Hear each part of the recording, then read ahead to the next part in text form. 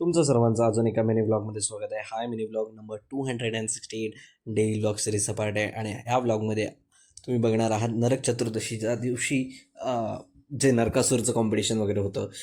गोव्या साईडला जास्त होतं, आता सावंतवाडीत पण होतं आणि बऱ्याच ठिकाणी होतं. तर ते तुम्हाला खूप साऱ्या ठिकाणी होत नाही, तर एक एक्सपिरियन्स म्हणून मी तुम्हाला हे शेअर करतो आहे.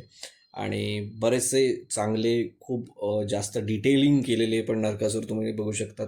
सिनरीवाले श्रीकृष्ण पण बघितलात मध्ये, तर फुल अशी ॲक्ट वगैरे सिनरी ते करतात. तर खूप गर्दी होती, खूप मोठा कॉम्पिटिशन वगैरे असतं. तर क्रेज तर आहे ह्या गोष्टीचा इकडे. तर आणि म्हणजेच त्याला दहन केल्यावर पुढच्या दिवशी दिवाळी असते. तर तर त्याची स्टोरी आहे. श्रीकृष्ण किंवा गोविंदाने त्यांना वध केलेला नरकासुराचा, आणि मग त्यानंतर आपण दिवाळी सेलिब्रेट करतो. आणि हा एक सीन मला मस्त वाटला, की त्याच्या फादरने त्याला, लहान मुलाला त्याच्या खांद्यावर घेतलं आहे त्याला नरकासूर दाखवण्यासाठी. This is how always started right. So तर बघू शकता वेगवेगळे डिफरंट टाईपचे नरकासूर आहेत. काही मुवेबल होते, काही मुवेबल नव्हते, बट डिटेलिंग वर्क आणि मेहनत तर खूप लागते हे करायला. कोण जिंकलं मी बघण्यासाठी थांबलो नाही, कारण त्याच्या आदल्या दिवशीच मी 1 ते 2 वाजता झोपलेलो आणि परत 5:30ला उठून रनिंगला गेलेलो. त्यामुळे जास्त वेळ थांबता आला नाही मला.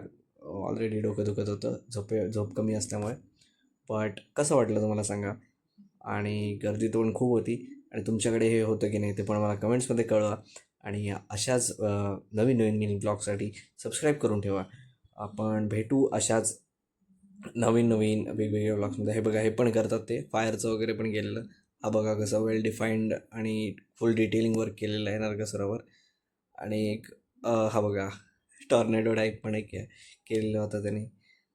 आणि असेच बरेच बरे होते.